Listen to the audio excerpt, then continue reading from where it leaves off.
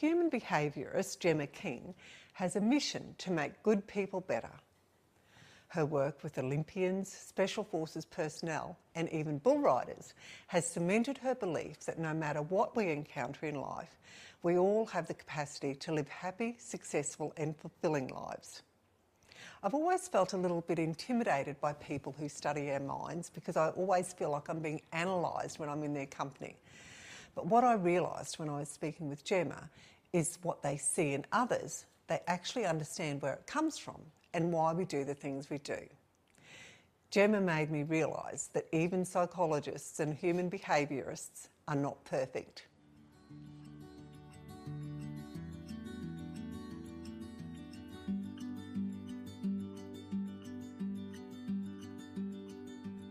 Thank you, Jemma, so much for joining me. And I must tell you, I've been a little bit scared about interviewing you because Amy said to me, Mum, she will have you pegged in about 10 minutes.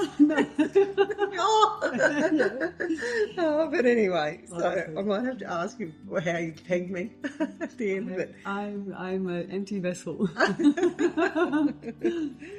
want to talk about how you grew up, because I think you grew up on a farm, and I imagine... Well, not really. Not okay. Yeah, here and there, but not like you guys. Oh, yeah. Still, you know, it's bush is the bush. Yeah. But I believe that you were a bit of a tomboy, and I think you might have rebelled because now you just look like you walked out of the Vogue magazine. But last night or this weekend, people would not agree with me. I look like a girl, but I act like a boy. Oh. Yeah. Well, I'm not saying you act like a boy, but... Well, my dad wanted boys, so he really did treat us growing up like, don't be, girly, don't be precious, don't think that you can't do anything that boys can do. It was like no question, just you're going to do it. So I think that's where the tomboyness came from. So did you have all sisters? Yeah, so there was just my sister and I. She's older, 23 months older than me. And yeah, we had a really unusual childhood in that we grew up in hotels. My dad was a hotelier, so we'd 4 or 5 star hotels. We'd move every 3 years. Yeah. And so we didn't live in a normal house. We lived in the manager's apartment in these hotels. So we didn't have your traditional backyard or pets or even a kitchen. So we used to eat most of our meals in the restaurant or have room service. And yeah, and so my dad's family, they're first fleeters. So came on the Cirrus in 1788, and it was Marine Corporal Gowan, and I think there was another one as well. So he was I like to say we're convicts, but we actually weren't. And he, so they settled in Western Sydney in Appin, and my dad's side were dairy farmers. Yeah, okay. Yeah, wow. And so he's a real country boy, my dad, and then did ag science and was going to do veterinary science. I think did some veterinary science, and then ended up then getting a scholarship or an internship into Southern Pacific Hotel Corporation, which was a big hotel company, and then was just really good at it. And my mum, she was a teacher, and they met when they were very young, and then so they, as young 19, 20-year-olds, started running hotels. Wow. And then sort of had us, and my mum, had a baby on the hip and was at reception cooking breakfasts and, cleaning the rooms and with us, my sister and I. And then, they would move every couple of years. And then, by year, the hotels would get bigger and more stressful. And there would be then Dad became area manager and had a whole lot of hotels that he was running. And during the 80s, so you can imagine what that was like. It was pretty hedonistic days. Yeah. And so we had a really unusual childhood. So we'd see just, exorbitant opulence and people who were super hedonistic, just living in hotels, going to, Formula One and America's Cup and parties and balls and cocktail parties and all. I just remember my mum just being dressed in this most amazing glamorous outfits in the 80s with big shoulders and big hair. I remember those big shoulder pads, yeah. Oh. Yeah, so my dad looked he was at Larry Hagman of Dallas. Oh, yeah. And my mum looked like, is it Linda Evans? Oh, Yeah. yeah. And because he was a bit tough, wasn't he, your dad? Yeah. He was very tough. He actually died last year, or the year before. Oh. And it was actually good because he was very sick for a very long time. But he was a very tough man, very sort of charismatic and successful, but crazy. Like very, very bipolar, I think. So, he ruled with fear. Yeah. And so that's why I think he did really well. I think the way he managed and the way he operated probably would not wash now, but his tactics were very successful. And but my mum was the gorgeous one. She was gracious, and like having a mum like her was just so amazing. She used to teach sort of socially and emotionally disadvantaged children. And so this when we moved up in Townsville, she would teach Indigenous kids and kids from Thursday Island, and just lower socioeconomic kids that had a lot of disadvantage in their lives. And so she was super philanthropic and very caring, and just like an amazing woman. Well, I speak to her every day, so she lives in Sydney now. Yeah. Oh, just what happens to you in your childhood, and I'm sure you'll agree with me, you do take through into your adulthood. And so I'm thinking, what am I doing to my kids? I was going to, we'll get on to your kids later, because I can imagine that you often get some eye rolls because teenagers just do that. Well, they're 20 now, like 20, 21 and 25. Yeah. Oh, wow. Yeah. Wow. So they're older now. Yeah. Wow. So your early career, because you had a checkered early career too, didn't Checkered, you? yes, that's what my father would say. So I was always like super inquisitive as a kid. Like I had this voracious appetite for wanting to learn about things, and very scientific minded. I mean, that probably came from my grandfather. He was an anaesthetist, and he used to teach science, and he was, taught chemistry. And he was very sort of academically minded, where my father did not really encourage me into academia. My mother she was always studying throughout our childhood. She was doing a master's, adult education, theology actually. And so as a child, I was always doing little science experiments. I'd have a little chemistry kit that I was playing with. I used to dissect animals. I wanted to be a forensic scientist, which was a bit morbid, but just loved science. And I didn't really talk much because my sister was older and she used to talk for me. And so I was just like, climbing trees and catching bugs. And then we moved around a lot. And then I left home, and I think I was about 17, 18. And then I decided to go overseas. And I sort of finished school, and I started doing science at uni, doing biology and physiology, and looking at all the body. And then I was like, I really want to get out of Canberra. We were living in Canberra at the moment, and so I remember walking down the street, and I saw it was like one of those Flight Centre places. I think that was Flight Centre, but one of those places where you buy a ticket, and I could see Italy, and I was like, I want to go to Italy. And so I said to my parents, I want to go to Italy. And they were like, no, you've got to finish uni. And I just went and bought a ticket myself out of the money that I'd saved up while waitressing. And I remember it was $1,700, and it was an Aeroflot ticket. And I had a stopover in Moscow.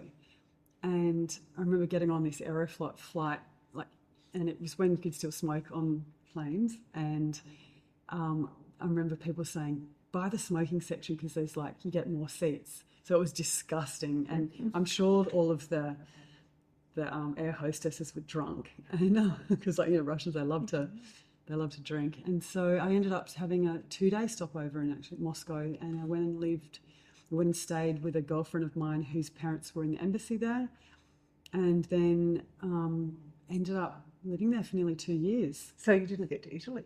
I did later when I had to renew my visa. Okay, yeah. And so stopped, and so it was a very interesting time over there. So share the stories from there, because I loved listening to those stories. My parents, when I came back, they were like, pretend that you were over there teaching English, because I wasn't. So as I grew up in hotels, so I knew a lot about hospitality.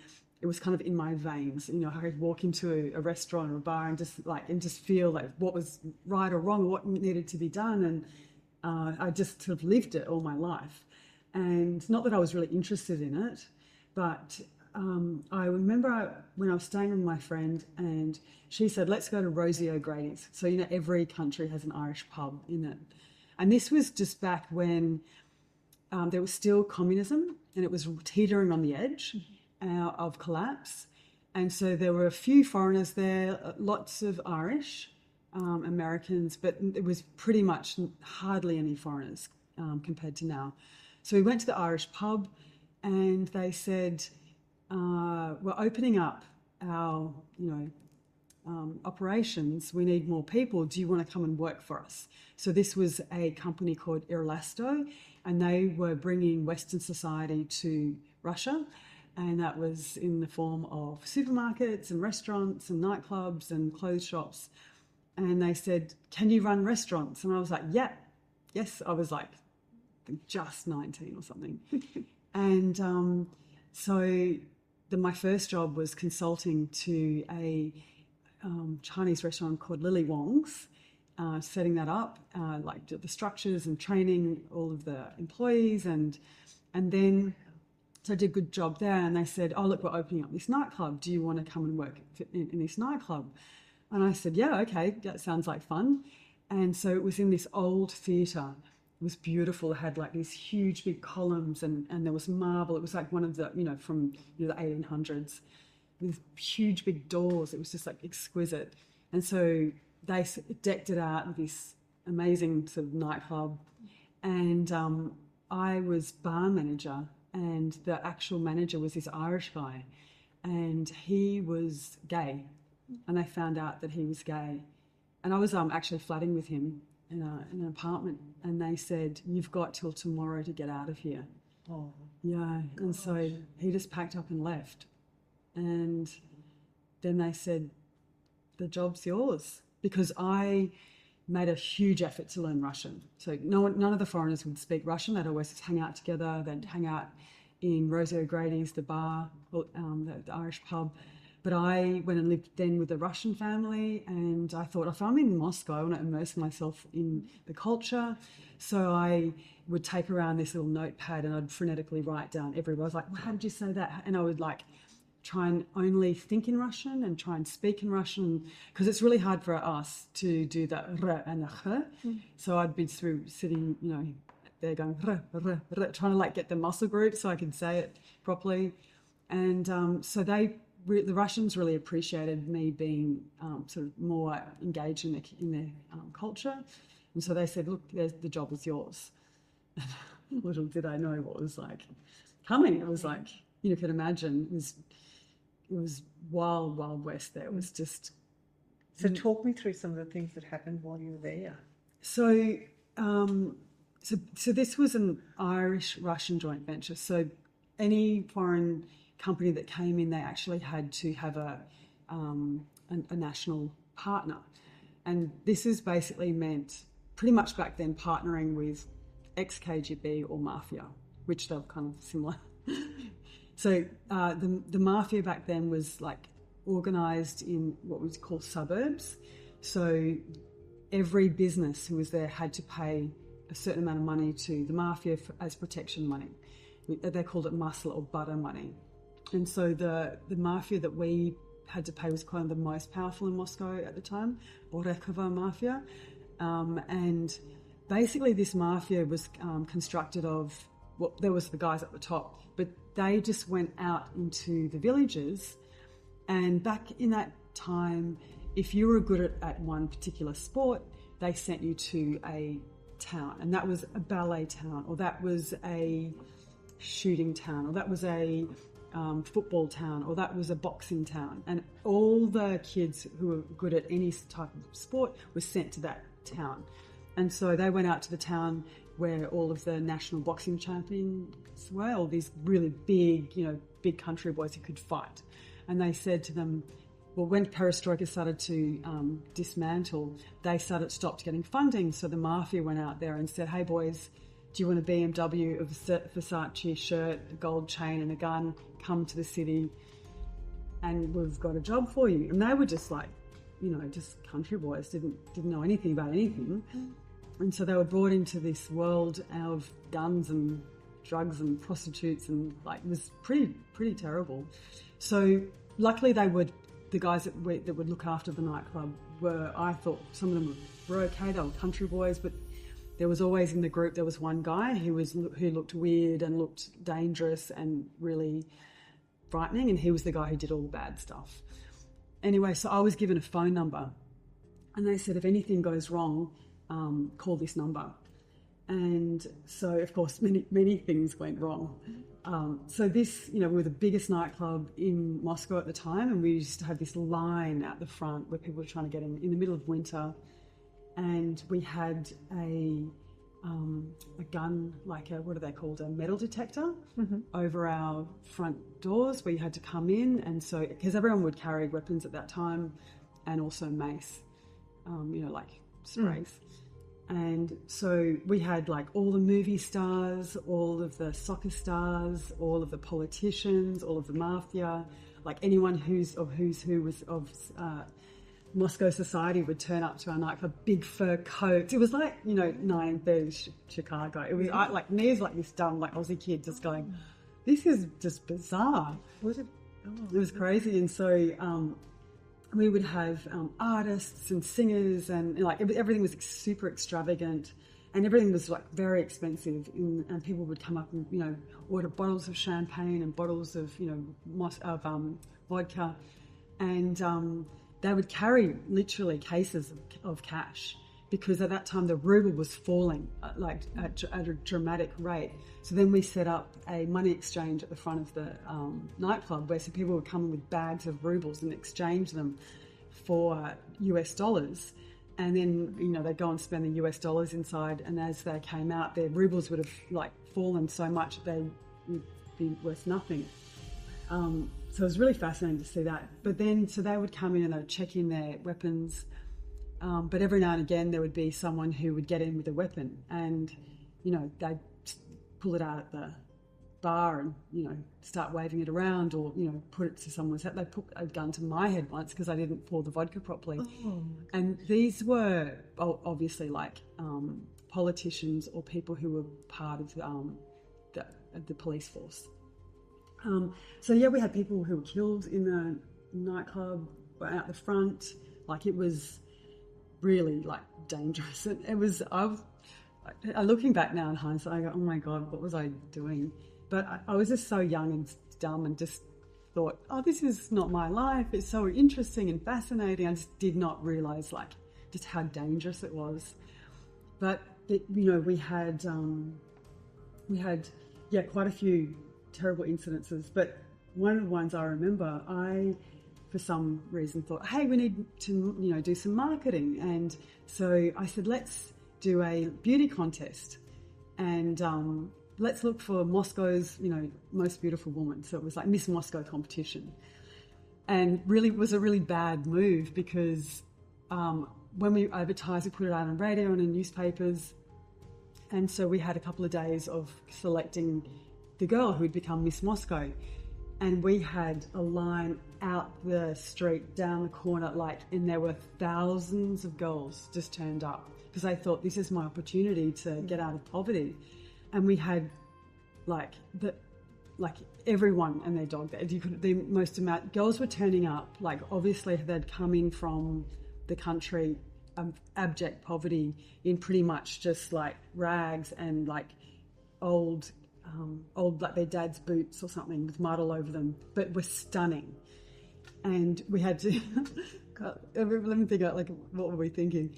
And so we had all the managers there, the Russian managers and the Irish managers who flew over from Ireland, and they would just come through like this, you know, for hours and hours and hours and hours. And then I started getting phone calls saying, Jemma, if my girlfriend doesn't win, you are dead. Like, yeah. And I was getting extorted, but like, because they were like, my girlfriend needs to be the most beautiful woman in Moscow. So over that time, I actually moved apartments 9 times. Yeah, and I had a driver who would have to stay with me all the time because I'd get people coming up and threatening me, saying, yeah, and I thought that's can't be real. And the Russian manager said, yeah, listen, when they threaten you. Wow. So what ended up happening? Like, how did you move through that? I just disengaged and said to the Russian managers, you have to deal with this because this is politics, this is dangerous, and I can't choose. And I think they chose someone whose girlfriend was in, high up in the mafia or something, or the KGB, I don't know. I just had to, but yeah, I had to move apartments a lot. It's fascinating. Yeah. Wow. But, tell me about that when you got kidnapped over there. Yeah, so that was when I first arrived. I think I'd been there only a few weeks, and I didn't spoke hardly any Russian at all. And so over there, they didn't have taxis back then. You would just step out to the street and put your hand out, and someone in a ladder would pull up, and then you'd say, where to go, and then you just pay them. But little did I know that if you sat in the front and you're a female, it meant that you were paying with something else. And I had no idea. And so I, as an Aussie girl, sort of sat in the front. I was going into the nightclub, and I just had on just a jacket and a skirt and high heels. And I was like, oh, take me to Club 2x2, Ulica Chekova. So we're driving along, and then this taxi driver just starts touching my leg. And I'm like, looking as if to say, what are you doing? And I'm like, and he's looking at me, and I'm looking at him, and then he's just rubbing my leg. And then I'm like, no, what are you doing? And then he starts sort of swearing at me. I didn't know what he was saying back then. And then he's putting his hand right up my skirt. And then we stop at the lights because there's a car in front of us. And then he just turns to me and starts like this and just trying to molest me, really. And I just had that, thought, this is actually serious. This is actually happening. It was kind of it just really hit me like a ton of bricks, but he was literally strangling me. And I tried to get out of the car and to get into the snow, and he pulled me back by my hair. And then I just something came over me, and I just went into his nose, into his throat, and sort of had a bit of a tussle with him, and just fell out into the snow and just started running. And I was like, oh my God, because he was actually taking me out to the forest. And I'd heard stories about that. In fact, a lot of my waitresses had been taken out to the forest and had things done to them. So I was just basically saying, the trajectory of my life is not going to change today because of him. And and I just had this rage come over me, this absolute fighting, this deep, visceral rage. You would have been in shock, but I bet he was in shock too at this pretty little tiny girl attacking him. He was thinking, what are you doing? You're sitting in the front seat. This is the guy, right? This is what you do. Did you ever while you were there, did you tell your mum any of these stories? No.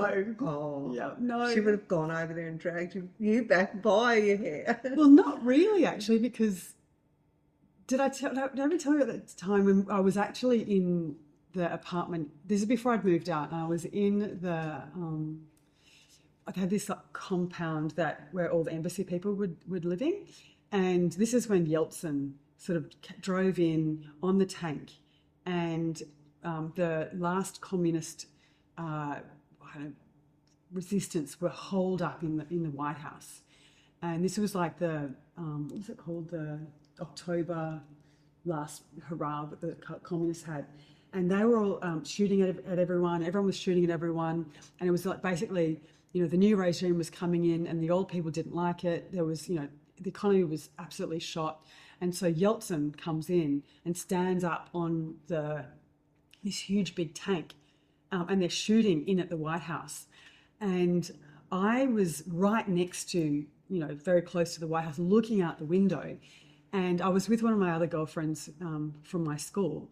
And she was very, a little precious, I would say. And she's freaking out. And I'm just looking out the window going, oh, my God.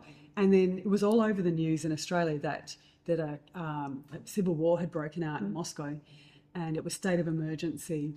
And so the parents said, oh, look, you better call your parents and tell them you're still alive. So she rings up her parents and she's like, Mum, Dad, and they're like crying and she's crying and the parents are like, get on the first plane out of here. We'll do anything. We'll get you out of there. You know, it's so dangerous. You're going to die. And she was like hysterical. Parents, I could hear them, quite hysterical. And I'm like, oh no, I better call my parents. And then so I ring Mum and it was quite like some ungodly hour at home. And I'm like, hi Mum, I'm here. And I'm like, can you hear that? Like Yeltsin is literally like bombing the White House and I'm holding out the phone and there's all this like battle noise going on outside. And I can remember my mum sort of paused for a moment and then she was like, Jemma, you are so lucky. You are witnessing history. Just savor it, darling. Just savor it. This is miraculous that you are getting to see a moment in time that will never happen again. And she was like very much encouraging that this should, my perspective of this should be one of intrigue and one of gratefulness and one of, that I'm witnessing history rather than, useless terror and, getting hysterical, because there's no way we're getting out of there. Yeah. All the planes have been grounded. And so I could see my mum probably had a moment like, oh shit, this is awful. My, young girl's over in a foreign country and there's a war, but she was pretty much, seized the moment. Yeah. So, but do you think she really believed that you were lucky, or was she just trying to avoid fears? No, I think, like in a way, but probably a bit of both. Yes. My parents were always like adventurous, like the craziest, most out there story that you can tell, or the better, particularly my dad, because he loved to get drunk and tell stories about my daughter did this and so yeah, they were very much encouraging of doing crazy, dangerous stuff. Wow. So yeah, it was pretty crazy. Lucky you came back. Lucky you got back. Yeah, well, when I got back, I think my dad popped a bottle of champagne to celebrate me, getting home, and I like ducked under the table, and the mum's like, are you okay? Do you need anything? I'm like, no, I'm just like, because like when something popped in the nightclub, it could have been champagne, but it often was something else. Yeah. Wow. Yeah, like we had someone had their head blown off at the front door, and the OMON, which was the special mafia response team, like they had been raised to deal with the mafia problem at the time, and they came and they said, yeah, who is this mafia guy? And I'm like, I don't know, but can you please move him, because we're about to open and there's all these people, you're about to step over him, and they just put a sheet and said, no, he's a gangster, he doesn't get respect, and we want people just saying this is how gangsters are treated. Wow. Yeah, stepped over. So it's so hard to comprehend. Even as I speak, I'm like, I can't believe that actually happened, but just it was a moment in time. Oh God. Now tell me about the biopsychoanalytics. So that's your company, isn't it? Yeah. So it was all accidental. Nothing that I've done has actually been planned or really strategically, set out to do what I did. So I went down to do my PhD at the Special Forces. Well, just going back, actually, I was at uni up in Queensland, and I was, had just broken up with my partner of 12 years, my husband and the father of my 3 kids.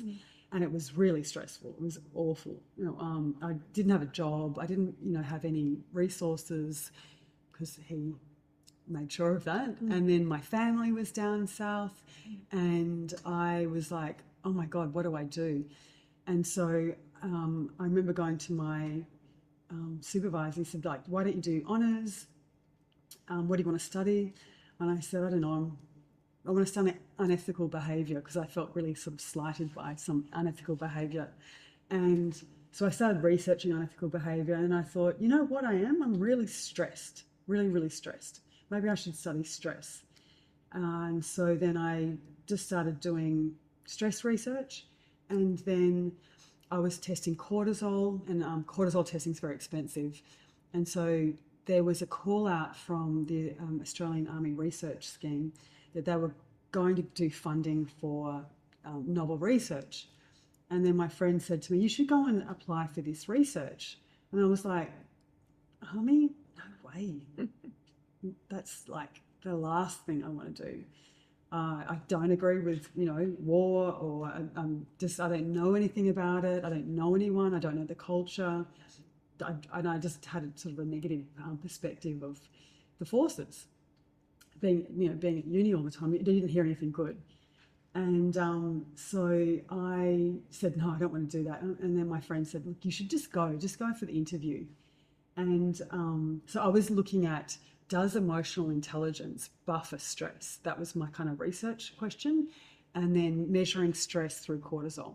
So, because I know when people talk about stress, they either lie, either fabricate, catastrophize, or people underreport stress. So I said, we need to find an objective way to measure stress. And so I was like, oh, okay. So then I knew this guy from the military was coming up. There was like 200 people they were going to interview up in Queensland at the universities to try and see who they would give the money to.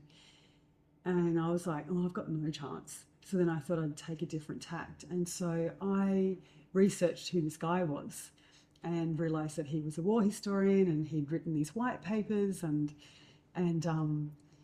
so I read these papers. They were boring. And so I remember there's this long line of people going to be interviewed by this guy, and I was with my supervisor, and I sit down and he goes, what's your name? I said, Jemma. He goes, what's your research? And I said, it's a preemptive approach to stress using emotional intelligence training, using cortisol. And he's like, oh. And then I'm like, oh, before we start, I read your paper and I just want to know, what did you mean by this? It was fascinating. And I'm just like asked all these questions, and he's like, oh. And he just sort of puffed his chest out and just started talking about himself. To his ego. And then my supervisor's looking at me like, what do you, like, we need to talk about your research. And he's just going, blah, blah, blah, blah, blah, blah, blah, blah. And I'm like, oh, it's fascinating. Tell me more, like this. And then he goes, where I was, tell me about your research. And I said, well, blah, blah, blah. And he said, you know what? I've suffered from mental health disruption. I love it. It's really, really good. I just think this is fantastic. And I love the objective nature. And then it was time up. We went out, and my supervisor went, yes, that was brilliant. Oh my God, can't believe it. And I said, yeah, I used emotional intelligence. And then she was super excited. I was super excited. I was like, yeah, probably got it. And then I heard nothing for like 6 months. And I was like, I obviously just buggered that up. That was dumb. I don't really care anyway. I didn't really want it, And then I get this email out of the blue saying, congratulations, you've won the Army research funding. And I'm like, oh, what am I going to do now? Because I'd prepared to go into a bank, and I was going to test bankers and on street, like people who did trading and stuff. Mm-hmm. And then so my life, it was like sliding doors. I just took this trajectory and towards the military. And I'm like, what am I going to do? So then I actually went and got a meeting with the intelligence corps up here, because the guys there were very stressed out because they'd have to see a lot of really awful material and have to make decisions like were quite stressful. And then I met a woman who was in defence intelligence. She said, no, go and work for Special Forces. So then she told them about me. They said, yes, you've got to come and work with us because our population has seen the most amount of kinetic, engagement. Most guys have been killed. And I'm like, yeah, okay. I'm like, was it literally like, what's the Special Forces? I was so naive. I had no idea what I was getting myself into. So then I went down there and basically did 2 years of research. And I was thinking, these guys are going to be like, silverbacks on crack, like, dumb, just meatheads that like killing people or something. I had this perception in my mind. But when I went down there, they were the most intelligent. They had like IQs of around 140. They were incredibly fit, incredibly well-read, incredibly philosophical. They were literally my best students. They would sit up the front, they'd take notes, they'd do their homework. You know, if you said something, they would remember it, they'd research it, they would embody it. So, and I learnt so much from them. So I spent a lot of time sort of ethnographically inserting myself in the environment and just looking at what they did, how they dealt with stress, interviewing them, observing them. And then they got me to do a whole lot of stressful stuff as well. So they kind of said, you know, you can parachute, threw me out of a plane, got to rappel off a 90-foot tower, shoot guns, like did a full mission profile, did like all this sort of cool stuff, which was, it was quite stressful because I like, you need to know what stress is, right? And so then created this package around how do you deal with stress, and it was a biopsychosocial package. And so from there we just did lots of research, and then they asked me to come back and consult some more because a lot of the other guys who didn't get my training wanted my training. And so because it was a biopsychosocial construct, later on when I started, like actually incorporated my business, because all these other people started saying, can you come and do that training for me? Can you come and talk at my business? And I needed to get an ABN and create a business.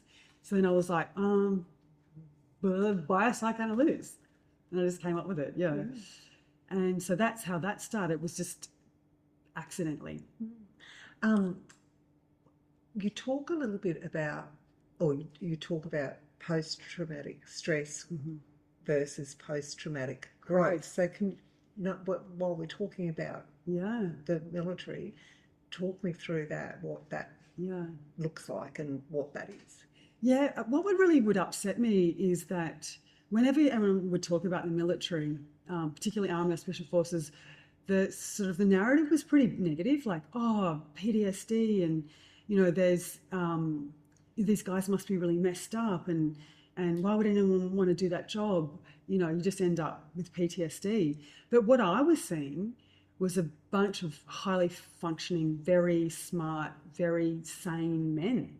That was my experience. Like, there were a few that, you know, of course, had seen the worst of the worst, but comparatively with what they'd seen, I thought they were coping pretty well, actually. And I was like, well, this is not resonating, this whole PTSD narrative. And so then I got really interested in looking at, because I'm not interested in dealing with PTSD because it's just not where my passion is. I'm dealing in, I was really wanted to deal with making good people better rather than making like damaged people normal. And so I started to researching the concept of post-traumatic growth. And, you know, when people have a catastrophic episode in their life, something that's, you know, utterly significant, you know, the data shows you actually 60% of people actually come out of it better. Like, they have a better perspective on life. They are more motivated to do good things. It really kind of, you know, knocks out any bullshit out of them because they're like, wow, I just came very close to death, or I've seen people lose their lives like that. I need to really readjust my perception on life. And so that's what I was seeing. And I think just like, you know, your physiology gets inoculated by a little bit of virus, you know, that's what inoculation is. If you are inoculated with small amounts of stress or trauma, it actually shocks you into thinking about how you can be better, stronger, more resilient. And so this is what we were teaching. We were teaching, like, just because something bad happens to you doesn't mean that's it, that you are going to be broken forever. You are actually statistically more likely to become back better. So when I was teaching all of my stuff, we never talked about mental health disruption. We talked about performance optimization. We talked about how to make yourself better. Because a lot of these guys did not want to talk about the PTSD or, you know, being broken, or even the word resilient. I didn't really use that too much because resilience means that something bad happened and you were coming back. It was like, hey, you guys are incredibly, capable. You do the hardest things on the planet. Let's try and make you better. And in essence, what I was talking about was the same things that would stop you or get you out of PTSD, but I just didn't use that broken language. I use that performance language. the optimization language. And I think that that's a really important story to tell. And, you know, if I had stayed there and spent a lot more time doing that work, I really would have been saying we need a public relations campaign and stop this narrative and start showcasing men who are doing really well, who are shining beacons, who should be, you know, the role model, not only for other guys in the military, but for young boys and young girls who just think, I'd really like to do that, but I don't want to end up broken. And I think there's so many incredible stories of men who have just done amazing things and have done so well. I interviewed Tim Thomas the other day, and exactly that, like he was in Afghanistan and saw, you know, the worst things, but he's come back and he's helping people and he's strong and he's positive and he's got a good thing going on. And he told a story about ego, and he said he realised what coffee did for people, and so he thought, he never drank coffee. I'm going to take coffee to everybody. And so he made coffee for his team, and he thought, now, what, if I do this, they're going to think that I'm less than them, but I have to let that go. And so they called him the brew bitch.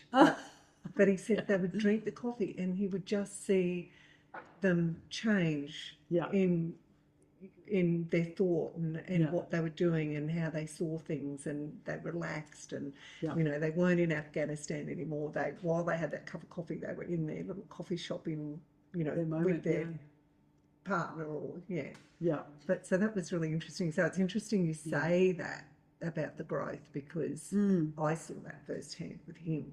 Yeah, I mean, you think it's people who've had cancer and come back, they do better. You know, I think, like, I know for myself, when, like, one of the most difficult parts of my life was having a marriage breakdown. And honestly, like, if I hadn't experienced that, I definitely would not have grown in the ways that I'd grown. I was forced to grow. So I think that we've got to stop this, you know, narrative that if something bad happens to you, that's it, you're broken for life. I really disagree with it. Because you can't have things good all the time either, can you? And everybody's going to go through stuff, and you're right, it's what makes us better people. And I think you need a roadmap, a pathway, or a narrative, or like you need to get into vernacular, the language of growth. And I think that, unfortunately, a lot of people have woundology, so they're bonded by their suffering, they're bonded by their victimhood, they're bonded by being broken's better than being invisible. And people don't want to be invisible. So it's easiest to go, I'm broken, I'm a victim, I'm suffering, because that's all you hear. Where if you just teach people to say, I've grown from this, I've got so much out of this, it's made me have a greater perspective, it's made me see different horizons, I've experienced parts of my psyche that I never knew existed. I think that's what we need to be propagating out there. I mean, you've got to have the cold to feel the hot. You've got to have the contrast. None of us can be naive to think that we're going to swan through life with that, you know, living in a feathered nest. And in fact, you know, a little bit of stress is very good for you. Physiologically, it's very good for you. And you shouldn't protect your children, like, you know, from everything.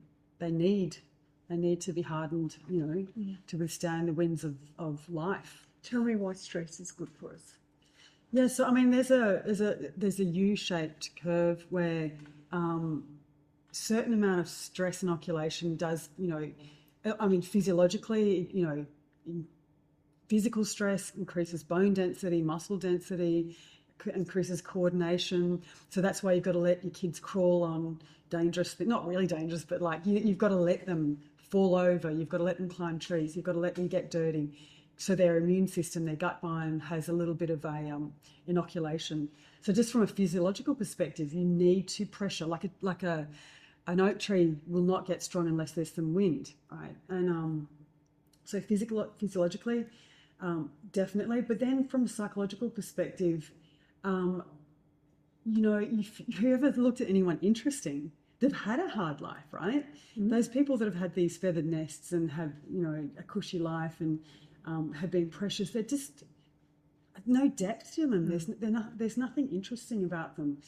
And I think that what having some stress in your life does, it gives you a different vocabulary, it increases your granularity of emotion. So you don't just feel sad, there's just 5 variations of sad. And so are you melancholy? Are you despondent? Are you rageful or angry? And when you've got many words for that same feeling, you don't go from 0 to 200 because you go, I know there's 5 steps before I get sad, right? And so what you're giving people is permission to have a multitude of different emotions before they get to something really bad. And there's a lot of research saying that the more emotional vocabulary people have, the better mental health they have. And so that takes experiencing many different things. And I think experiencing different types of stress is incredibly important. When people feel stressed, hopefully, they reach out to other people. And there's nothing more, nothing better for stress than social engagement. Stress causes cortisol, and one of the greatest cortisol antidotes is oxytocin. So oxytocin is the love hormone. You get it from, laughing, kissing, hugging, being around other humans that care about you. And so unless you've had some stress in your life, maybe you don't think to reach out, or maybe you don't know to reach out to someone else. But that reaching out and that social connection is incredibly good for you physiologically, but also incredibly good to reduce stress. So, yeah, stress is good up until a certain point, but then when you've had unchecked, unmanaged stress for, I say, 8 weeks, around 8 weeks, things will start to go wrong. And that's for a multitude of reasons, because cortisol shuts down a whole lot of your basic systems in your body, like your immune function and digestion, bone cell, regeneration, ruins your sleep. Sleep deprivation is crazy maker. We use it as torture for a very good reason, because it makes you crazy. What else does stress do? It ruins your relationships. It makes you myopic. It makes you reactive. It makes you less trusting, less trustworthy. It makes you suspicious. It stops your ability to learn properly and take on new information. It stops creativity, innovation. Like it's bad. But there's a certain point, and everyone's got a different point of where stress starts being bad, and that's predicated on so many different things, like your genetics, your epigenetics, your grandparents' lives, your intrauterine environment, how much cortisol were you exposed to in your mother's environment? I found that really interesting. Yeah. I listened to you about that. So, yeah. So if you are in the womb of a mother who's highly stressed, so it's basically training your neural architecture to be ready for an environment that's dangerous. So you will process glucose in a different way. Your reactivity set point will be lower. You'll sort of kick off quicker. You will be a much more of a suspicious person. It does change your whole endocrine system. And then when you get out into the world, how much cortisol you were exposed to in your mother's breast milk. Did you even get breast milk? How dangerous was your environment? What were you fed properly? Were you cold? Were you hungry? This all changes you completely. And then how did your parents respond to stress? Were they calm? Were they have catastrophic reactions? And then also things like, what is your glucose level in that moment? How much have you slept? How much have you eaten? What is your socioeconomic status? How many resources do you have? And how many people around you do you have to help you? All determine how much you can cope with stress in that moment. So it's very complex, and it changes over your life too. So when is stress good for us? Because I know you've worked with the Olympic swimming team. Yep. So tell me about some of the work that you did with them and how you around stress too.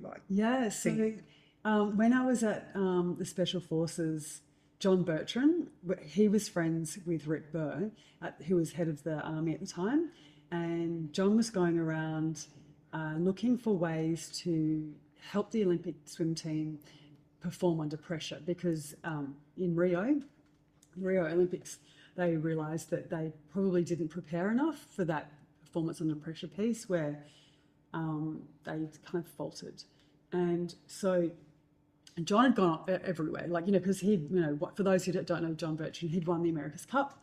He's a national icon. He's sort of a very famous guy. He was very, very ahead of his time. So if you watch his documentary, I can't remember what it's called, about him winning the America's Cup.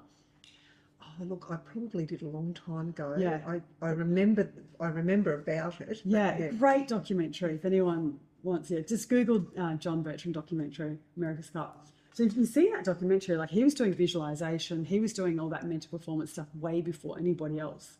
Really admirable man. I owe him my career, actually. Wow. I love him dearly. And so he was, he said, okay, to Rick, can I come in and watch the Special Forces? Because these guys know how to perform under pressure. So he had the wherewithal to think, okay, who deals with stress in this world? These guys. I'm going to go see these guys. I know how to get there. So he's sort of walking around, and it was the board of selection. So they'd asked me to come and sit in on the selection process of the new commandos. So they have a very, very rigorous selection process that goes, really over 18 months. Incredibly difficult. I think they start off with hundreds, and then they get whittled down to, I think, between 15 or 30 guys will get through in a year. And so they get every aspect of that personality, their performance, and their life just gets raked over the coals. Peel back the onion, and the man is bare. There's nothing to hide in these selection process, because you want to know who you're getting through, and what does this man, how does he operate under pressure? There's no women had gotten through at this stage, haven't yet. And so I was there. So I did a whole lot of emotional intelligence testing on them, because they know that for the Special Forces, emotional flexibility and emotional management and perception is incredibly important, because they have such a diverse remit. And so I was there. If they had issues trying to work out, should this guy get through or not, they would look at the emotional intelligence scores, and I would tell them what I thought about what I was seeing. And so John Bertrand was I was the only girl there in city clothes, and he's like, who are you? What are you doing here? And I'm like, I'm Jemma, I'm a researcher. And he's like, oh, and then you just see his eyes just lit up, and he's like, tell me more. And he looks in at this certain way. And then I was saying, yeah, so we just did this research, and our research shows that the guys perform under pressure. And I was just sort of saying all the language that he was looking for. And I was like, here's the data. This is what we've found. They shoot better. Their cortisol levels are better. They perform so much better. Their team dynamics is really good. And he's like, can you come and help the swim team? So I was working with Matt at the time, who was running the human performance wing at the Special Forces, and he was instrumental in helping me build this program. And so he said, you two come with me and let's work with swimmers. And I'm like, oh, okay. I was not actually into sport, had no idea. And I went, yeah, okay. So that's always just to say yes to everything and work it out later. And so then we, first of all, had to get buy-in from the coaches, because the coaches were sort of the gatekeepers. If the coaches didn't like it, they were never going to let us near the swimmers. And the coaches, loved what we did. And because, Matt's very charismatic, very smart, and he's, war hardened. He'd been blown up in war, and he'd done 4 tours, and, he knows his stuff. He'd been a commando for 20 years. So they really respected him. So I would bring the science, and then he would bring the practical stuff. And so then we trained the top female and the male swimmers. And part of that, getting back to the question you asked me, was we went down to the AIS, and they were doing relay training for the females. And that basically was getting them to train how to do the changeovers for the relays. And it's very stressful, and, you can't really sort of recreate the Olympic environment, because how do you do that? But we knew that we had to stress inoculate them as best we could, because we know that you don't want to wait until they get to the Olympics to see how they perform under stress, because a lot of these swimmers hadn't ever been to Olympics. Some of them had, some of them hadn't. So we were trying to truly stress test them. What happens when you really feel out of control? What happens when it's all overwhelming? What happens when you've got to perform and you've got a hundredth of a second to do it? So we came up with all these stress inoculation strategies, and so it involved noise, smoke, bombs, music, sirens, battle, noise, babies crying, dogs barking, all this awful noise while they were trying to train. And then we're getting all of the volunteers and all the people around, popping bombs, making noise, clapping, getting water pistols, squirting all of the swimmers. And then I had this taser, highly illegal, which I'd bought in a market in Turkey, and it was in my bag, forgot about it. Don't anyone from customs ever repeat this. Got it in, and then so we were, I was like, okay, this is pretty scary. So what I would do as the swimmers were about to jump, I would go the taser right in front of their face. Then I had this little clicker that stops your mozzie bites from itching. It's like a shock thing. So I'd shock them on the back of the legs while they were changing over, just so I would say, don't react. And they were amazing. And then we were squirting blood on their feet and blood in the water, and just doing crazy stuff. And later on, they said to me, that was incredible, because when I got there and I started to feel stress, I was sort of recalled that moment and said, you know what? I've been tasered, I've been shocked, I've been shot at, had blood on me. I can deal with this moment, because I know under those conditions I was fine. And they did really well. They were incredibly, stoic. And so we did all sorts of things. We took a lot of the people from the AIS in this gold medal ready program. We took them to the regiment. We sleep deprived them. We threw them off the 90-foot tower. We got them to crawl through dirt and darkness. We got them to rappel. We got them to do a whole lot of stuff, again with the premise of stress inoculation training. So getting them up there, getting their cortisol up, getting their brains to clock out. We did a lot of education. So before we got them to do these stressful things, I got them to understand, how does your stress response system respond? What do you do when it kicks off? What can you do about it? And I have got all these strategies.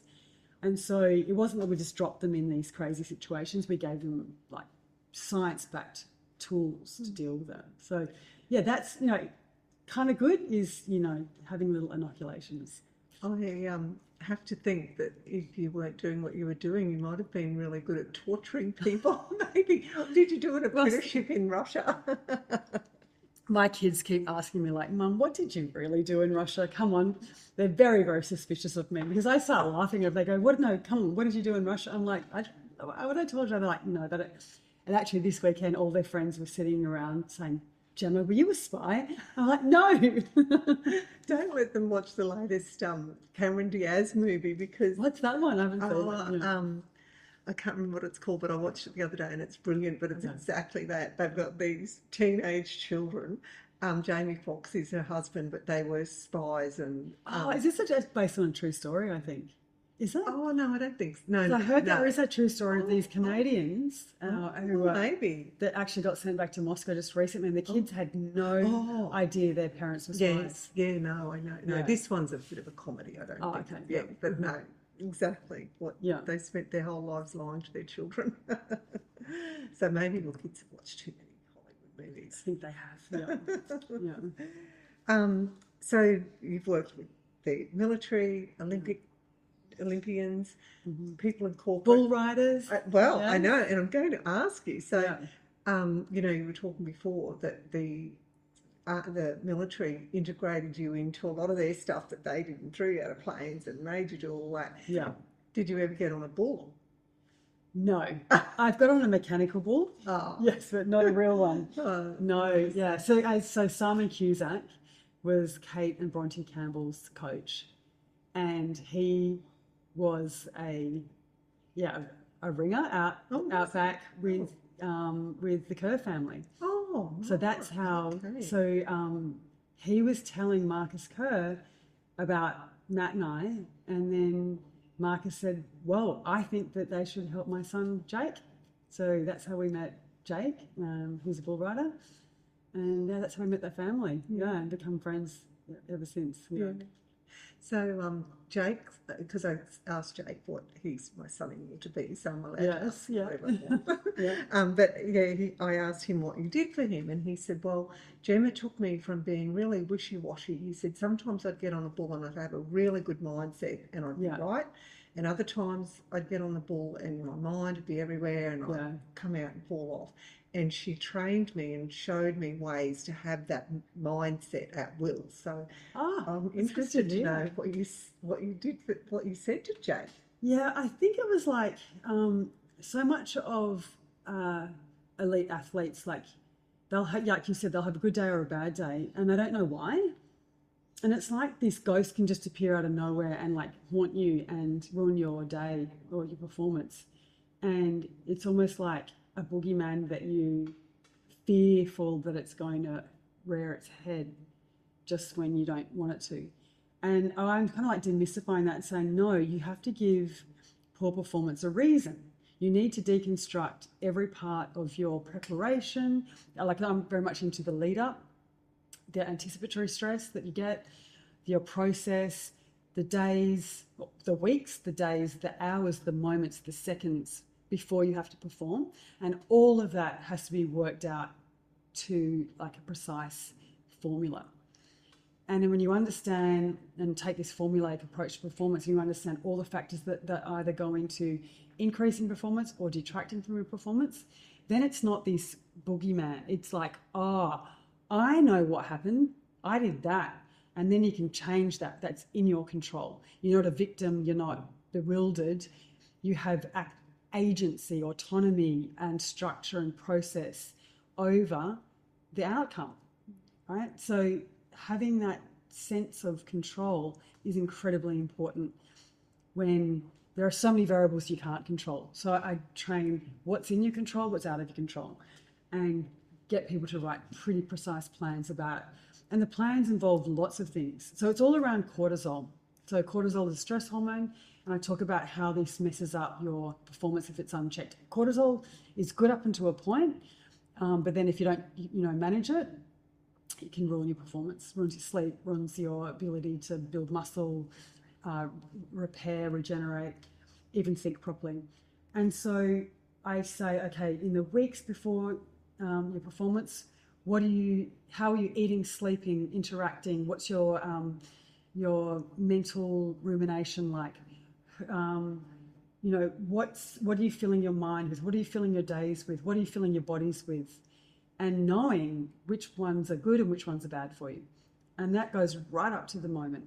And people just go, I had no idea that me 2 weeks ago actually ruined my performance on the day. So it's very scientifically driven. And it's like, as I said, that biopsychosocial, how you eat, how you sleep, how you move, how you think, how you interact, who do you let in, like you've got to, particularly like going into the Olympics, like who are you going to let call you? Are you going to have like your parents who are going to be needy or whingy or judgmental? Are you going to get on Instagram and see people give you, bad comments? Are you going to let that happen to you? You produce cortisol, you don't sleep that night, ruined your race because you were scrolling on Instagram. Knowing that, drinking alcohol and eating Maccas 3 days before is going to have an impact on that moment when you're performing. If you want to win, this is what winners do. And just showing what I know other high performers do to win.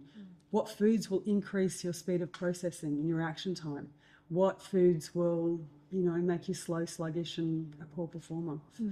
So it's just a scientific, formulaic approach that if you break it down, it gives you a really good mental map. So when you're on that bull or when you're, in that car or when you're about to, jump off the blocks, for a fact you have done everything in your possible, control more so than anyone else around you.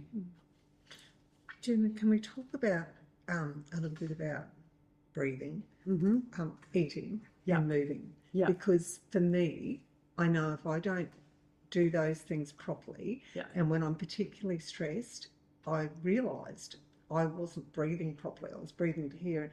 Now I just automatically breathe, into my gut, and it really does help me. So but I know those three things really affect how I feel if I'm not looking after myself in those three areas. So I mean, to be honest, when I heard people breathe, I mean, I did a lot of yoga and I was like, yeah, it's good. But then I was like, everyone breathes, so what? But then when I went to the Special Forces and I was like, what do you guys do? Like when you're, like I've seen footage of them coming in on a helicopter, so they're like head cam footage, jumping out of a helicopter and running towards bullets. Like I'm watching bullets go zoom, zoom, zoom.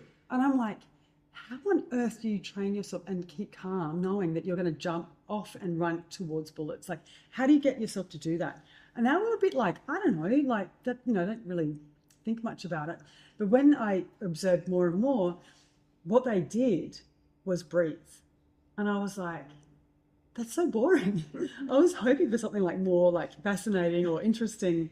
But literally, Mother Nature has given us this incredible stress reduction like machinery factory right in our face, right there, free, can access it anytime you want, and it's really effective. Because most, I think, stress reducing modalities would say, "Oh, move away from that moment, meditate or be mindful or have a bubble bath or do yoga or whatever." But like when you're at that cold face and you have to perform in that moment, you can't do that. You need something that's right there, in your, control in that moment. And that's why breathing's so fascinating and so effective. And so we got really deep into the science of resonant frequency breathing. So everybody has a rate at which they breathe at, which is either, between 5 or 7 breaths per minute. Most people around 6. And so this type of breathing is the most efficient way to breathe so that you're calm but ready for action, and it's the most like metabolically efficient, so you're not burning your wheels, sort of using up energy. And we know that if you breathe through your nose, you've got enzymes in your paranasal sinuses that produce something called nitric oxide, which is a vasodilator. It gives you this extra calmative effect, so it opens up your airways and sort of drops your stress response. And so and we've also got receptors on our top lip here. So if you've got air coming out of your nose and your brain detects that air is hitting that top lip, your brain goes, oh, you can't be getting chased by a saber-toothed tiger or a bear. You're not going to die, and sort of drops your stress response even more in that moment. So we would train that, we'd test their resonant frequency breathing rate. You can actually go online and just Google it, and you can go through some little tests to work out what your so my neighbour's kids, you could go through and work out what your rate is, and then what we would say is you train that rate 10 minutes a day, twice a day for 6 weeks, and then that gets into your unconscious competence or your muscle memory. So, like when you're stressed out, the last thing you need is like, oh, what was that thing I need to do? So this embeds it deep into your psyche. So the minute you start feeling stressed, you find yourself just go, and you don't even have to think about it, you just do it.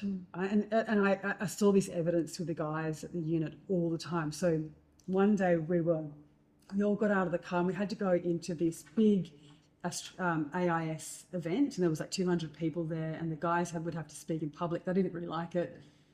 And so as we were walking into the building, they all just simultaneously went, and I was like, did you just see that? And they were like, no, what? And I said, you just all did a resonant frequency breath, just all together. And they didn't even know they did it because they'd embedded it so much into their muscle memory that they just knew when they started to feel the pressure come up, they'd just do it.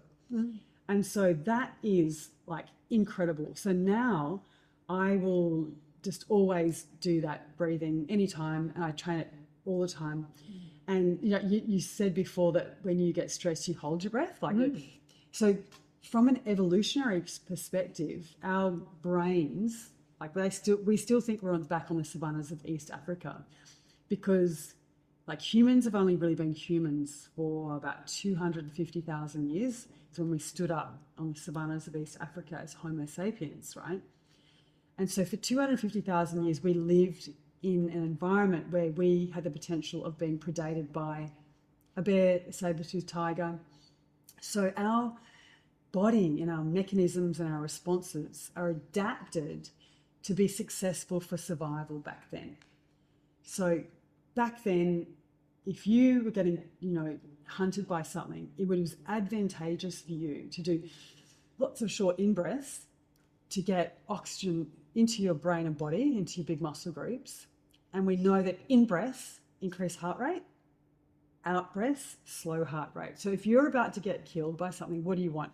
Lots of oxygen to feed your muscles. You want your heart to go faster in case. And you actually don't want to give your scent location away to a predator. So if you get really stressed, you have a tendency to hold your breath in the hope that that thing will go past and won't detect you. So this is a remnant of our evolutionary past, that we still have this and holding breath, because modern society, it's like a 4-second blip compared to the 11 hours and 40 something minutes we've been living like that. So us now holding our breath isn't advantageous, because holding your breath makes your brain go offline. When your stress gets to a certain level, your brain thinks, I need to fight, flee, or freeze, right? I don't need to think deeply about what's about to kill me, because this thing is super expensive. Your prefrontal cortex will take up a lot of energy. So under stress, your brain goes, I need to direct all of this energy that I would go to thinking into my big muscle groups, into my heart and lungs to run. And so that's when we get that mental blanking, that what we call amygdala hijack, because your amygdala is your fear center. It flames up and it goes, okay, don't think deeply, just run, fight. And so your brain will just, we've all had that blank where you go. So that's the resources going to your heart and lungs and muscles. That's it telling your breath to get as much oxygen as you can, and then hold your breath and run. We've still got this, right? People go why am I doing this? Why do I go brain dead when I'm stressed? Why do I hold my breath? And it's like your body still thinks you're on the savannas.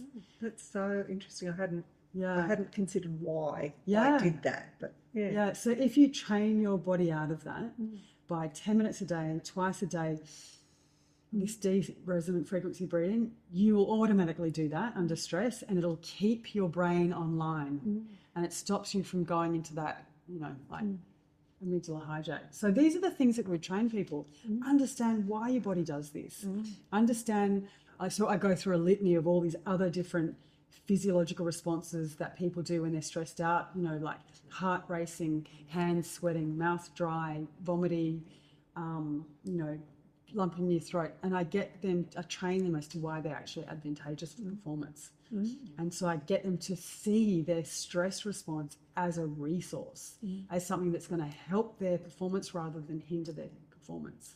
So breathing, incredibly important. I think the other part of your question was, why does sleeping, movement and eating? Yeah. So what, those three things together? Yeah, so I as I said, take a formulaic approach to mental health. So I say that sleeping is the foundational pillar. If you can't sleep properly, you will be crazy. It will make you insane. And so I really hated sleeping for many years. I just thought it's super boring and I would not do it. But then I just sort of realized that anyone who I saw who had mental health disruption had a sleep disorder or wasn't sleeping properly. And I'm like, there's something in this. It's really hard to be sane and happy and healthy if you don't sleep. There's not a system in your body that isn't disrupted by sleep deprivation. It ruins every part of your system. And so I became incredibly interested in sleep and looking at how we can measure it, what are the things that affect it. and how I can train people to sleep better, particularly like executives or people who are busy, or teenagers or elite athletes, when everything is going against them having a good night's sleep. And so I teach a lot about sleep. In fact, I'm writing a book on for Wiley on sleep. Wow. Yeah, I did was it South by Southwest, and someone from Wiley ran up and said, "You've got to write a book about this." And I'm like, okay. So really incredibly important. Then moving your body. Like you think from, the better part of human, evolution, we were never, ever still. Like we never sat still because we were always like whittling a stick or picking berries or holding a baby or moving, or like we would never be still. So there is this hypothesis called the depression sedentary hypothesis, that because we are so sedentary in our day, our primitive brain gets quite confused. So you think about in our evolutionary past, what were the only times that we were still? When at night or sick. Yeah, so when we were sick, right? And so what do you need to do when you're sick? Sleep and withdraw from the clan so you don't get the other clan sick. And so what does withdrawal and exhaustion and wanting to sleep all the time look like? Depression. Oh, of course. Yeah, so like you in think, modern day. you think you're depressed. So, yeah. And there's a whole body of research coming out now that inside our muscles, in particular our skeletal muscles, we've got this incredible pharmacological factory that makes things called myokines. So myokines are proteins that are produced when we move our body, and they actually are anti-anxiety. So everyone knows, you should move your body, but like the mechanisms of why it makes you feel better are sort of more and more being discovered. So if you are feeling down and stressed, if you like to squeeze your long bones, like if you're sitting at your desk, do some ankle raises. I would have like one of those hand squeezy things, have a barbell while you're just sitting at your desk, and getting those stretching of the skeletal muscles will produce these incredible proteins called myokines that will actually make you feel less depressed. There's also the endocannabinoids, there's endorphins, like there's our body, Mother Nature will reward us for moving. So you think back in hunter-gatherer times, we didn't know when we were going to get our next feed, right? So we had to be very careful about energy expenditure. Like you only ran if it was for a very good reason, because it used up so many resources. And so if you were running, Mother Nature would give you a reward so you'd keep doing it. Even when you were like exhausted and didn't have enough energy resources, your body would be like, okay, I need to reward you to keep running so you can get more food. So Mother Nature will give us endorphins, myokines, all of these chemicals deliberately to keep us alive. Now we're sedentary, we're not getting those. Your lymphatic system doesn't get squeezed. Like lymphatic system is when you're pushing through all of your, getting rid of all your waste, your white blood cells. That needs muscular propulsion to move through your lymphatic system.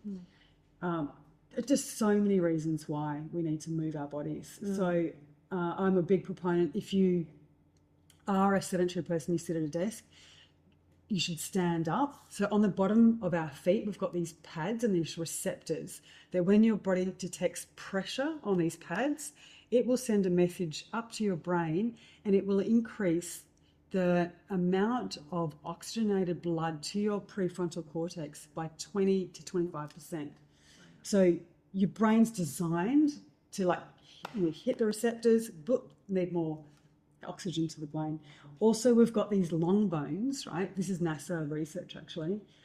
You've got big long bones, and then when you put pressure on these long bones, they secrete certain amounts of hormones that regulate your blood glucose sugar, saying, okay, you need to process your blood sugar more effectively.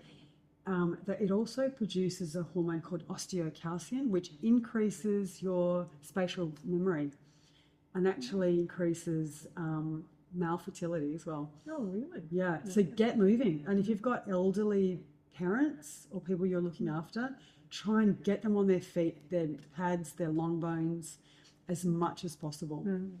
So get a sitting, standing desk if you can. So when you're doing deep work, like thinking deeply, sit down.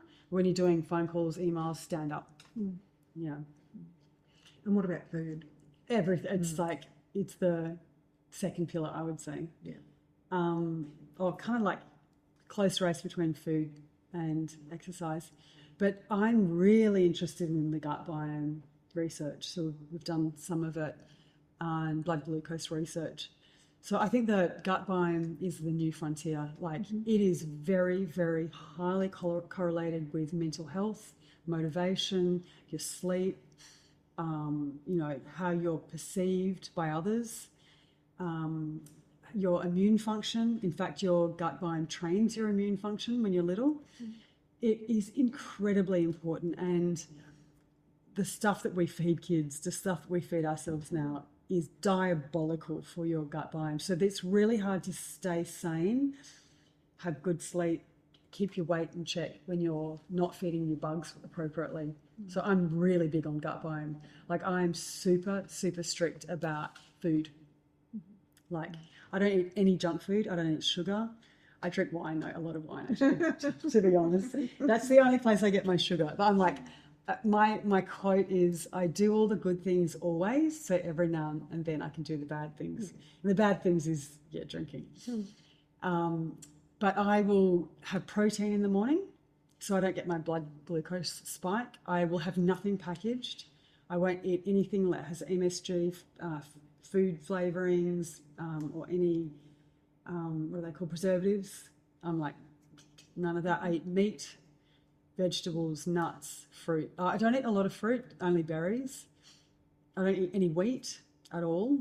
I haven't for 24 years. I was going to ask, how long have you had this, been eating this way for?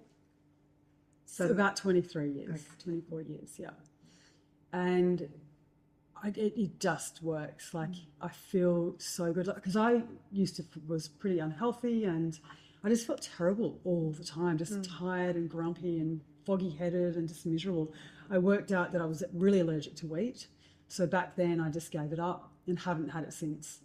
And the reason, I think a lot of people are getting allergic to wheat is because, there's probably wheat farmers listening to this and they know what they put on the glyphosates, the fungicides, and then, it gets processed, it has bleaches on it. Like the stuff we do to our wheat is like criminal. It's not food anymore, I believe. So I think that you've got to be very, very careful about the amount of wheat that you eat, particularly white bread, the white death. Sugar is terrible. Like our brain is not meant to be exposed to this much sugar. So if you think about hunter-gatherers, they had on average around, 3 to 4 tablespoons of fructose or glucose a year, right?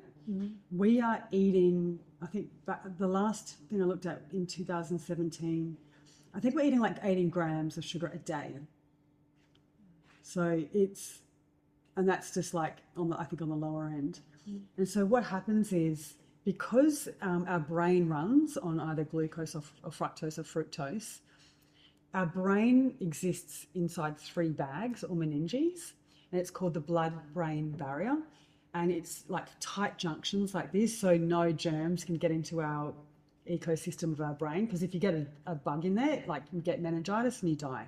So these bags are very tightly concealed, except for fructose and glucose. If your brain detects high levels of sugars in the cerebral spinal fluid or the blood supply, it'll just open it up and it'll let the sugar go in, because it was so valuable for our hunter-gatherers to get sugar into the brain. It never realised that we were going to be eating sugar breakfast, lunch and dinner every day, all day, and have enormous amounts of sugar being exposed to our brains. And I've actually got an MRI scan in one of my slides that I lecture on, and it shows that, I don't know, osmosis, if you've got a high concentration of glucose on one side and there's a membrane and a low concentration, it will suck the water out of that membrane into that to equalize the pressure. What this means essentially is that high levels of sugar and glucose will shrink your capillaries and your brain cells. And I've got a scan to show you this. So there's a lot of research showing that kids who have got a heavy diet of sugar and particularly Coca-Cola or like sugary drinks actually have smaller brains, smaller brain volume. And there's a recent study they did of 180,000 people and looking at what foods did they eat. Those that had high sugar, much more depression. So I always say sugar is death. I don't eat it ever. I would never eat lollies. Maybe once in a blue moon I might have ice cream, but rarely. Just don't eat it because I know it makes me feel down. It makes me feel awful. And I think that we should not be feeding our kids sugar. Another thing is important to know that do not substitute with phenylalanine or the fake sugar. Oh yeah. What do they call it? Equal tablets and So that the active ingredient in that is phenylalanine, and it has been shown to be incredibly damaging to your multiple regions of your body. It's obesogenic, it ruins your gut biome, and in fact, the World Health Organization are pushing to have it made into a class 2 carcinogen. Oh. Yeah, so don't substitute with fake sugar. If you're going to eat sugar, eat sugar. Yeah, so I'm really strict about food. Very, very. And what the research is showing that if you want to be happy, healthy and strong, eat 40 different plant-based foods a week. And people freak out, wow, that's a lot. But if you just make yourself a curry or a salad with different things in it, you hit 40. And what you're doing is you're increasing your gut microbiome diversity. The more diverse the bugs are in your stomach, the healthier, happier, more resilient you are. It's like when you've got a garden. If you had all just corn, in comes a virus, it'll wipe all the corn out, right? But if you've planted cabbages and radishes and spinach and a virus comes through, it might kill the corn, but at least something will survive.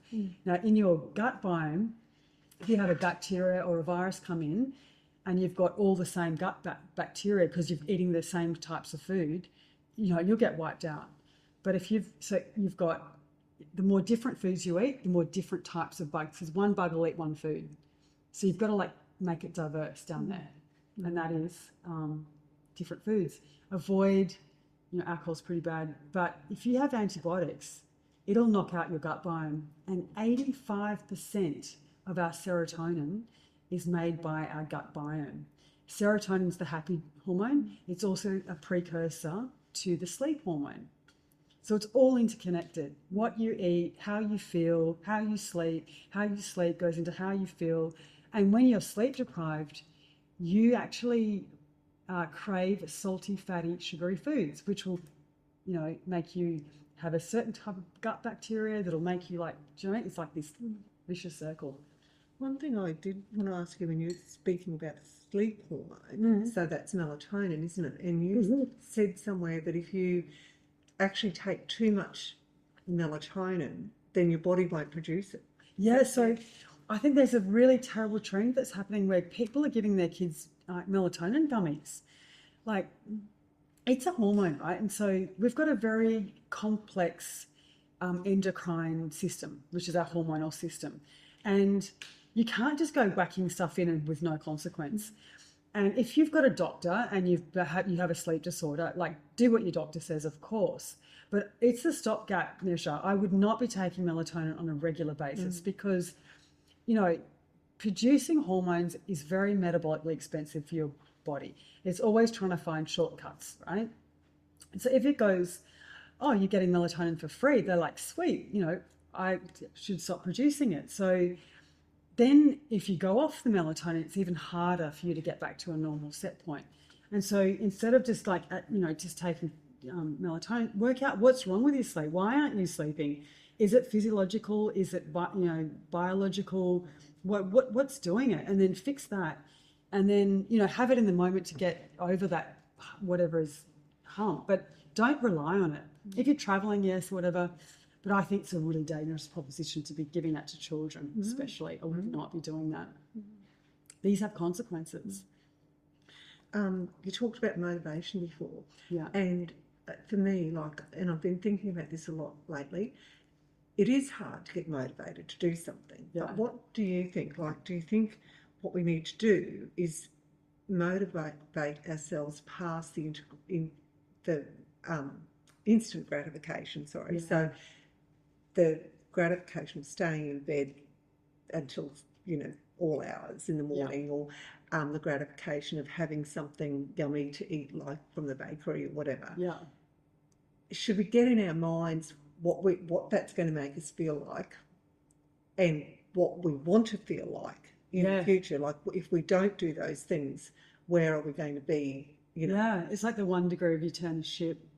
It only turns 1 degree, but like 5 years, or like 500 kilometres down the track, that ship will end up in a different country by So 1 focus degree. on the end result. Yeah, so it's I've looked a lot at this on motivating, because like so much of my job is how do you motivate elite athletes to do the hard stuff, or business people, how do you motivate them to do, stop drinking, go to bed, and do all the things you need to do, because there's so much instant gratification. There's so many like delicious, intriguing things on your phone. There's like chocolate, there's alcohol, there's all this stuff.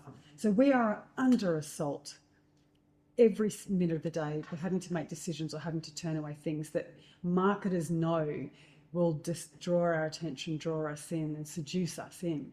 So it's really, I think we should be kind to ourselves and less hard on ourselves when we're like, I'm so undisciplined. Yeah, you have got an army of marketers out there just trying to assault your discipline every minute of the day. So give yourself a break. Like, it is difficult, particularly if you're low socioeconomic, or you're having a marriage breakdown, or a kid's sick, or your job's awful, or you live in somewhere that's noisy and dangerous. Like, your set point or your buffer for energy is so much lower.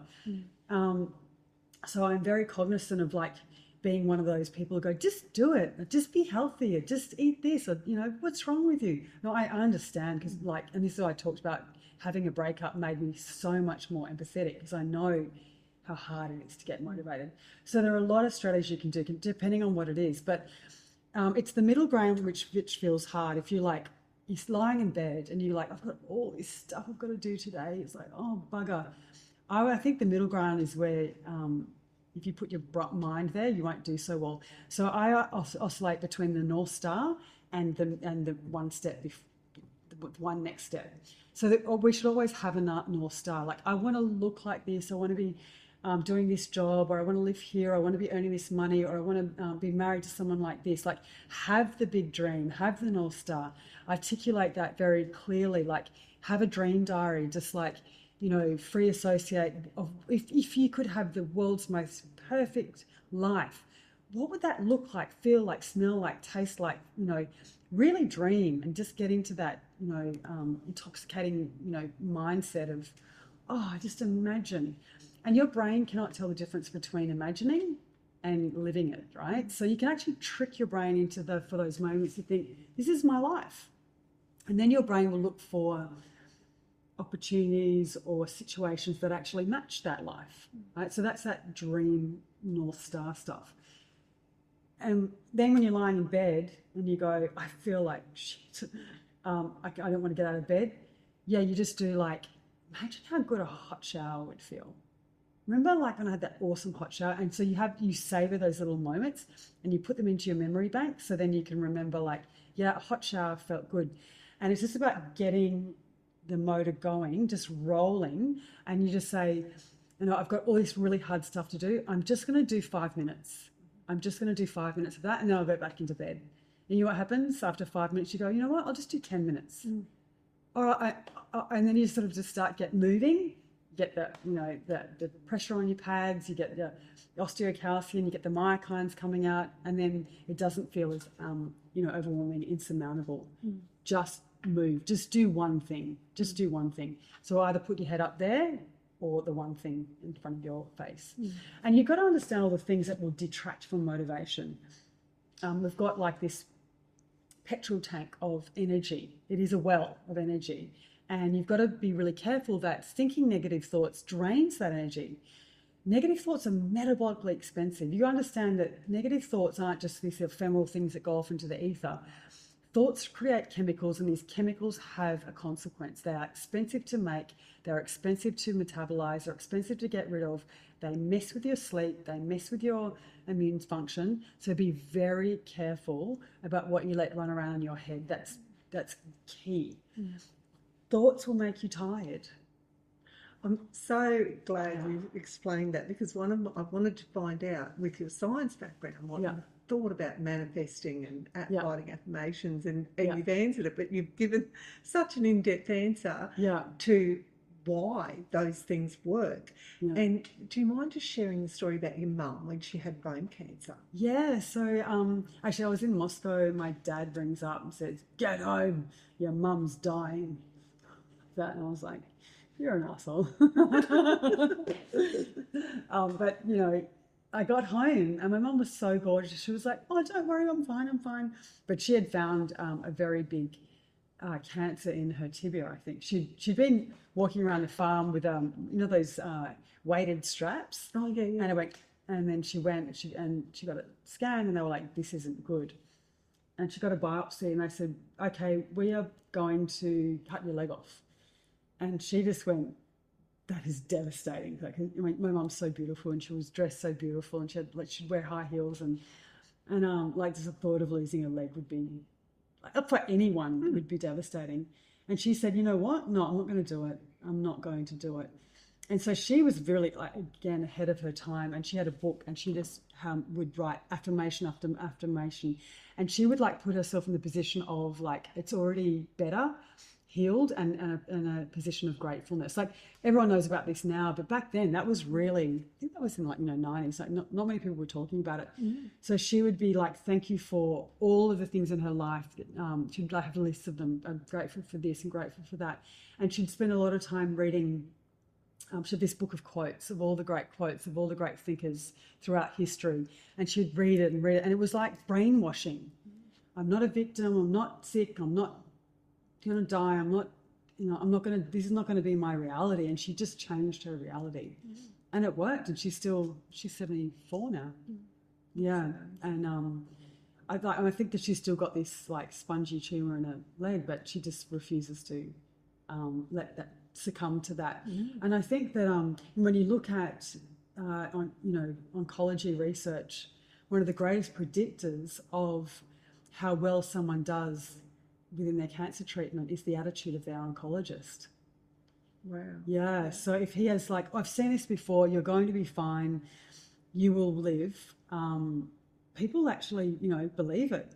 I think that science really has not caught up to, like, the mechanisms of this, but, you know, I remember in Russia they would never tell, like, they said, "Your mum's got cancer? How does she know?" I said, "Because they told her." And they were like, "They what? They told her?" I'm like, "Yeah." They said, "No, we don't tell people they've got cancer. We don't do that because it makes them sicker." Yeah. I was like, I don't know if it's true, but that's what they'd said to me. So what you believe, your belief system around your situation is very predictive of your outcomes. So you've got to be very careful what you read, what you think about, who you associate with. If you've got cancer, like, go and seek out people who've gotten better. Don't go to miserable groups that everyone talks about how terrible their life is. Be different. Be brave. Be resilient. And don't believe people when they say you've got 6 weeks. Don't believe them. When, you know, see your family, visit them, do all the right things, but have somewhere deep in your kernel of your soul saying, "No, this isn't me." And like, there's remarkable stories about it. You know, and, you know, do all the things: eat well, sleep well, ice bath, you know, sauna, do all the things that trick your body into thinking that I've got this. You're healthy. I'm healthy. Yeah. There's a lot of talk around now these days about our vagus nerve. So can you talk me through the vagus nerve, where it is, and what its function is? Yeah, so I love this, and I'm glad you asked, because we've just finished a big research project on this. So the vagus nerve is the 10th cranial nerve. It's called the vagus nerve, the wandering nerve, because it's the longest nerve in the body. It kind of comes down here under your clavicle, and then comes out and down, goes down here, and goes down to the tip of your spinal cord. your tailbone. And so it really does a lot of things. That we're finding out more and more that all you've got gazillions of receptors in your stomach that attaches to the vagus nerve. So that gut instinct, that sort of listen to that, because it's literally all of your nerve endings in your stomach is sending a message up to your body. It sends all the messages from pressure, heat, balance, all the sensory perception goes up and down this nerve, goes up into your thalamus and then goes into different parts of your brain. And then your brain works out what you're doing, that sends it back down the vagus nerve to then to like either your heart goes faster or you sweat or your lungs pump or your legs move. So it really is, I think, the central superhighway. And so I got really interested in the vagus nerve is because when I was at the regiment and when I was looking at elite athletes when they were stressed out, I saw them doing that. Like Usain Bolt before the 100 meters, or you see. I used to see the commanders where they'd do this before they jumped out of a helicopter or something, and I'd be like, "What is that?" And what we found was those people who were in that heightened stress, your brain went dead, there's that mental blanking, and you're overwhelmed. If you do this, it kind of resets that frenetic messaging going up and down the vagus nerve that will then go and send a message to your brain to go offline and then send your resources to your brain, to your body to run or fight. You could interrupt that message by doing a vagus nerve reset. And so I started training all of the Olympic athletes at the gold medal ready program. Do this if you feel super overwhelmed before your race, anytime that you're felt yourself going into that mental blanking situation. And it was working. And I remember once we were in this big room, there was 200 people, and we were talking. I'd taught the athletes about this. And we're in this big room, and one of the athletes was talking about, one of the rugby sevens athletes was talking about when they were over at the Olympics, they got a message that their mother was about to die. I think they've even passed away. And this athlete just started bawling, just weeping, snot bubbling, like this, crying, and the whole room was silent. It was 200 people in the room, and this poor athlete just could not get it together. It's and everyone was just, no one wanted to get off the topic or jump in because it was just such a heavy moment. And then I was and they went, "Oh, that worked," and just popped out of this grief situation right there and then, and went, and what I was saying was, and then just started talking. It was in front of all those people, they saw, wow, that actually does work. You saying that, I have thought back to times when I've been particularly upset, and I didn't know any of that, but I've gone like that, or you just go like that. Yeah. And so that makes sense. Yeah. Yeah, I've realised I have done it. If you think people go back, that there is that. And so I was teaching this, and then my boss at the AIS goes, "Where's the peer-reviewed evidence? Everything has to be evidence-based, that if you're coming from the AIS." And I'm like, so I was researching, and all I found was there was some depression research for people who had persistent depression that was not responding to drugs. If they put electrodes into their brain or hit the vagus nerve with electrical stimulation, they were coming out of resistant depression. And I was like, that's the only reason, but we're not going to go put electrodes into athletes. So she said, you can't actually teach it if there's no, they have a rule that everything's going to be evidence-based, which is a good idea, right? So they're not being taught snake oil and crazy stuff. And so I was like, that's a pity. So then I had a PhD student reach out to me from the British Commandos, from the British Naval, he's a naval officer, and he wanted to replicate my PhD on stress and emotional intelligence. And I said, yeah, I will help you on the proviso that you do vagus nerve reset research for me. And he said, it's a deal. Mm-hmm. So we've got this great relationship that I've been helping him with his PhD. He's just finished. He's just about to hand it in.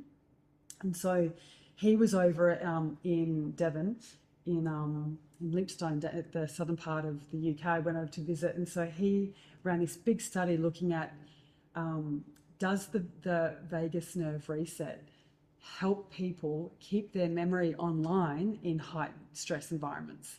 And so we split half the commandos. Half of them, these guys are trying to get through commando selection. Half of them we trained in the vagus nerve reset, mental flip and breathing, and the other half were trained in something else. And then he put them through all these very stressful stress serials like throwing grenades. You know the dunker, where you get into that mock helicopter blindfolded and you get dunked, like terrifying. Yes. Then you have to swim out. That one, rappelling off the cliffs of Devon, parachuting, all of these stressful things. And he gave them coordinates at the start of the stress serial and then looked at, did they remember those coordinates at the end of the stress serial? And so the data showing people that, did the vagus nerve reset did so much better, got through commando selection, their recall of all the military things I had to remember so much better. And so, so he's actually coming out to Australia. He's really lovely, really interesting guy. So incredible background, this guy. Has done a lot of things, has been deployed many times to war zones. And so, we did this amazing vagus nerve reset research. But it's really, I think, it is pretty much the superhighway through which your body knows what to do, how to respond to your environment. There's a lot of tools that are coming out, like these little things you can put on your chest that vibrate, or there's things you put around your neck. That if you just Google vagus nerve, applications, there's a lot of stuff out there now.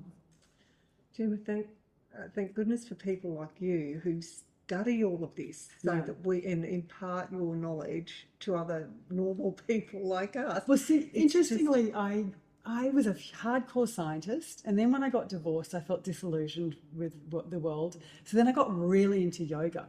So I was doing Ashtanga yoga all the time. And so I think I read a lot of the metaphysical, sort of more the hippie spiritual stuff, read lots and lots of books and heard of all these modalities that, people were coming up, do this and do that. And a lot of them I thought were like amazing, but because there wasn't science, like peer-reviewed academic science behind it, people would never get to know about it. There was the people who were in the spiritual community who would. There was a lot of snake oil as well and gypsy tears. Yeah. And so I was like, I really want to study scientifically things that the ancients have known for thousands of years, put some hard science behind it, and sort of demystify the things that are, BS, and really hone in on the things that really work.